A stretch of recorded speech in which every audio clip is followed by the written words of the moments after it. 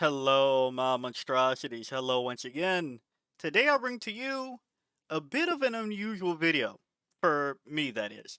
I try to stray away from, hey, this faction should beat this faction because of X, Y, and Z, because I'm not a pro player or to that caliber of level, but as I try to make sure that I say in these videos where I cover some of the more competitive things, I just notice trends, and I like talking about the trends that I see. And I'll be honest, I am too lazy to actually crunch all the numbers and do it that way. If you want that, I know there's other channels for that. I'm just a guy yapping on the internet about his current hyperfixation of 40k. So, with that out the way, I noticed in Pyra Cup, I made a little joke in that video. I was like, oh, it looks like Votann beat SLAANESH. And then naturally, I had to see,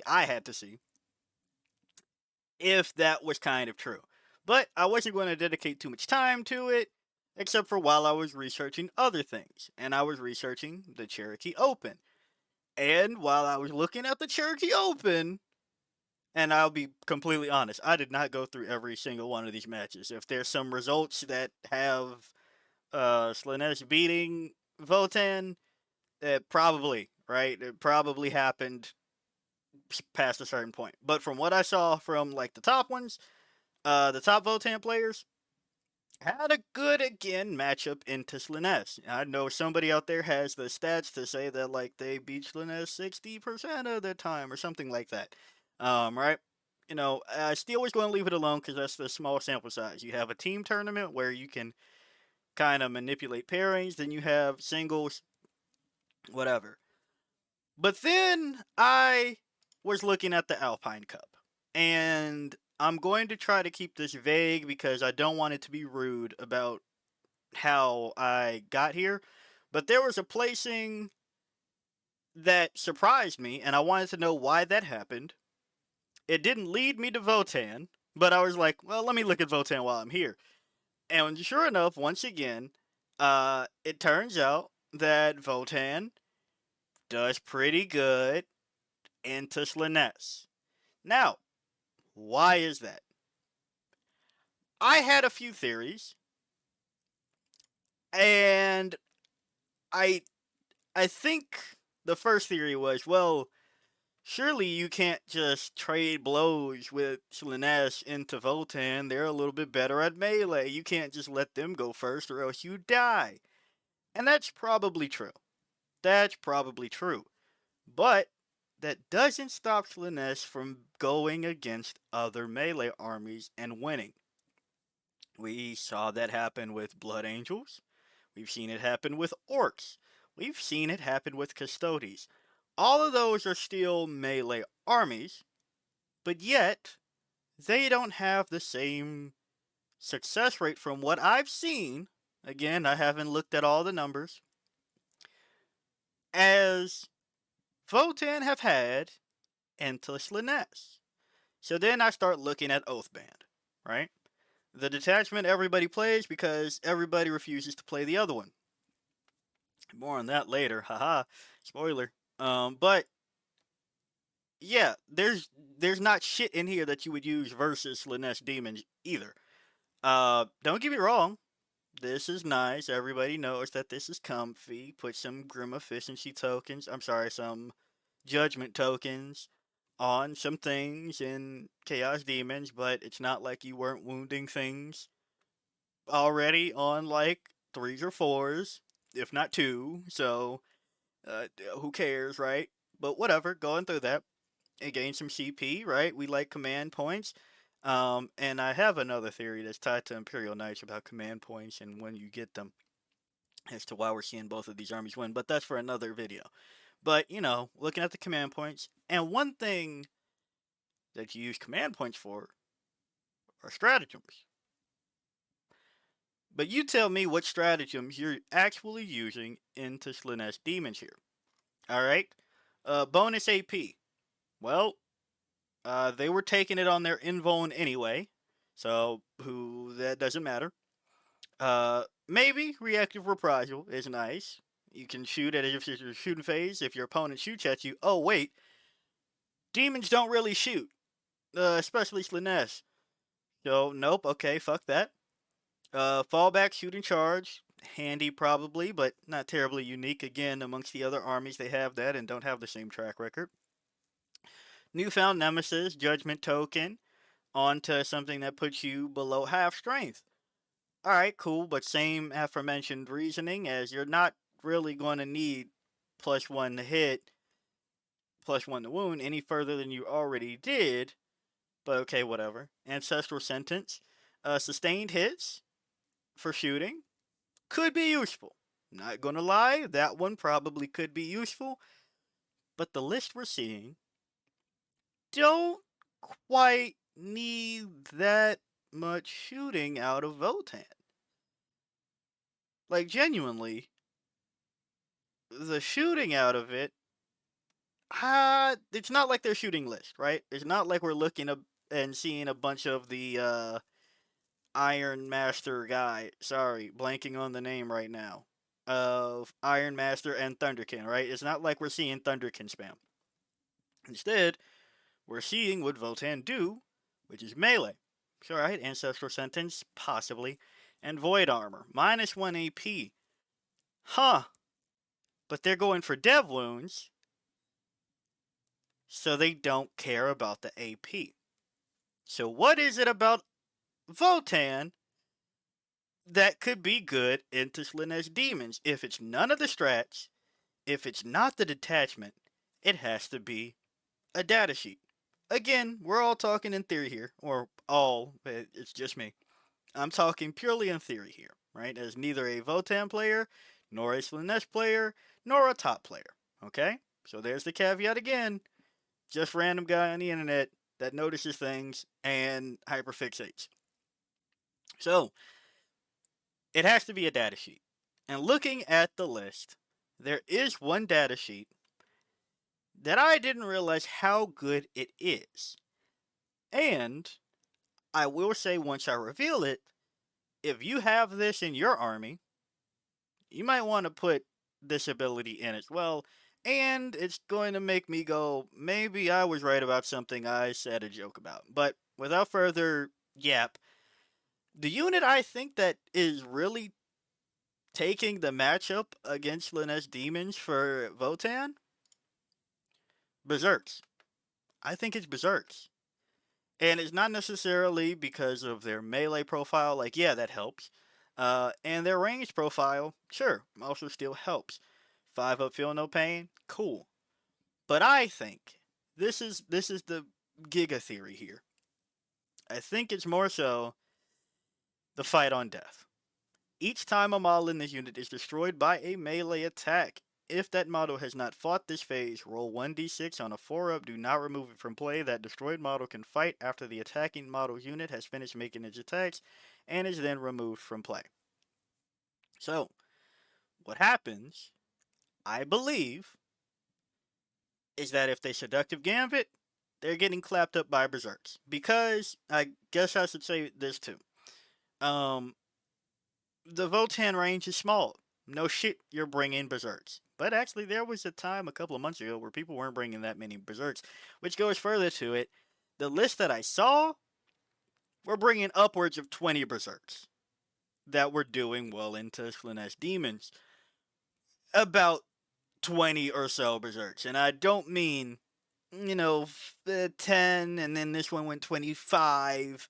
No, I mean, most of the lists were 20, 25 with the rare 15. Okay?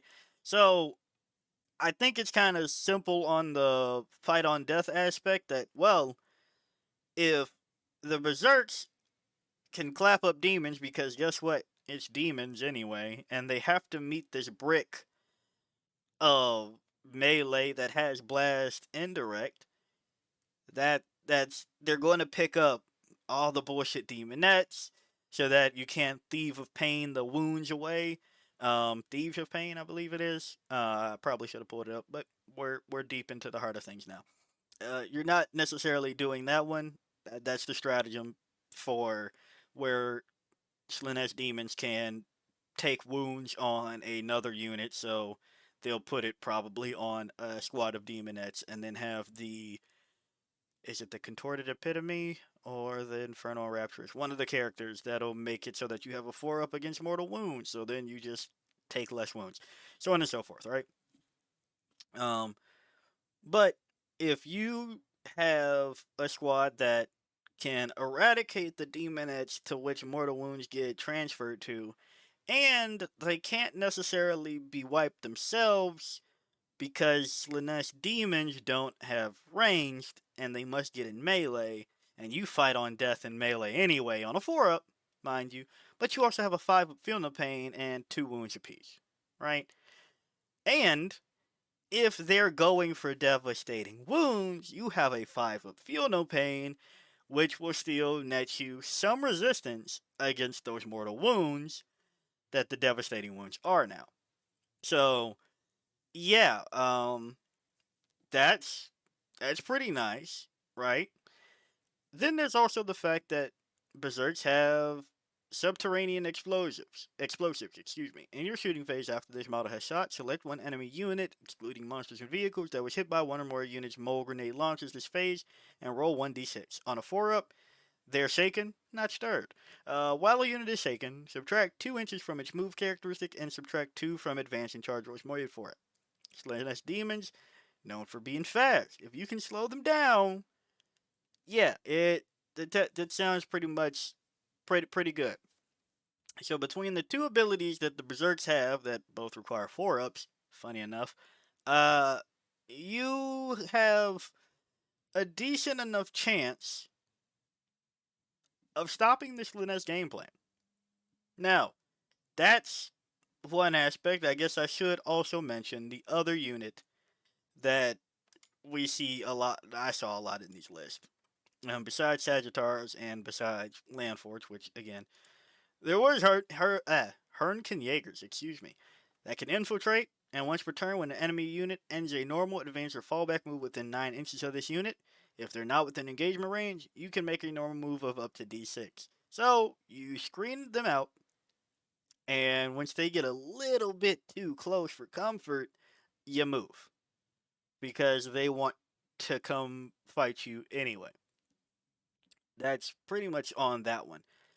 But again, why would I even dedicate more time to this video if that's all I had to say? Well, one thing that I didn't understand about Votann players while I was busy looking into things is you have Ancestral Sentence, and I get it, you're probably using that for the aforementioned Thundercan. Maybe you're using it for the Berserks, right? Like, maybe you're using it for the Berserks where you get 10d6 sustained, possibly sustained hits too. Yeah, that'll probably pick some things up. But I was wondering why the Einhard champion is so popular for the Hearthguard when you could have a call give lethal hits and sustained hits too to maybe, again, Hearthguard. Or, mind you, can go on Hearthkin Warriors, but let's see, a 5-up invulnerable save on the unit, Deep Strike, because of Teleport Crest over here, right? With lethals coming from the call, and sustained hits too, because a call has Grim Efficiency to put a Judgment Token on a visible unit so that you get sustained hits too again. Now, mind you, this just comes off of the fact I'm wondering because I know that the Grim Efficiency activates at the command phase, so you would have to Deep Strike somewhere else and then for your shooting phase. But the way I see it play out, or I shouldn't say I see it play out, the way I imagine it plays out, could play out. Because we're talking a lot of theory hammer here in this one. Is why not Deep Strike one turn onto something that you have your Oathband tokens on, right? Shoot them away with lethal sustained hits 2, right? Lethal sustained hits 2? And that sounds pretty good. And then, since now you have a call in place, you Grim Efficiency something else and get to do it again. And mind you, the Judgment Tokens, if you had two of them on, we're talking about um, +1 to hit, +1 to wound. And then lethals. Sustained hits too. That sounds like something could fucking pop. And this is more so me asking why Votann players still don't use the call. Because it just seems like it's a good piece. Now, I did have an answer for this, I think. I looked at the list, and of course, everybody is on the Vulcan Knight Disintegrator, Devastating Wounds. And this reminds me of a thing that I see with AdMech, or I saw with AdMech, that I think is getting fixed. A lot of them put on the weapon that has access to Devastating Wounds for the Sicarian Ruststalkers, or the what is it Sicarian? The Ruststalkers, what, right? When the anti-infantry is like right there.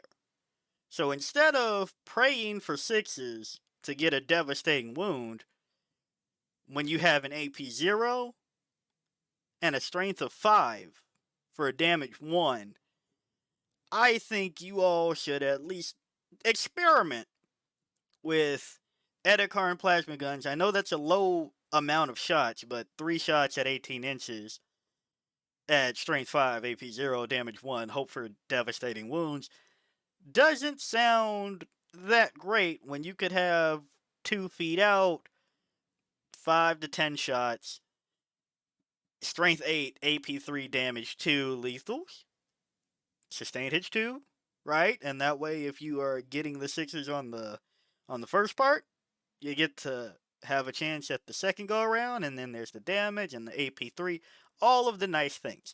I'm just saying, a little bit of Votann heresy from an outsider. You might want to look into trying the call with Hearthguard, Plasma Gun, and Oathband once again if this is the detachment that you are going to continue to play. And here comes further heresy. Since I have your attention, Votann players, looking at just how I've gone through talking about how none of this shit affects something like SLAANESH, I'm here to once again say, you're not missing anything if you go to Hearthband. Please hold your tomatoes. I mean, I know that's going to get this video disliked anyway, but it's reroll hit rolls of 1, improve the AP, and the thing you're actually missing is command point generation, if I'm being honest. So, if you're going into armies where you don't really need a lot of command points to use some of this shit, I think you're kind of fine. No bullshit. I think now that I've seen more things develop in other armies, I knew it was a bit of a radical take the last time I talked about Hearthband, where I was like, well, this actually is like fine. But jokes aside, in complete seriousness, mathematically, this detachment rule should help you better more often than Oathband. And the fact that you get access to reroll hit rolls of 1, improved AP, and you can take enhancements of this caliber kind of saves you from needing to dig into the stratagems too often.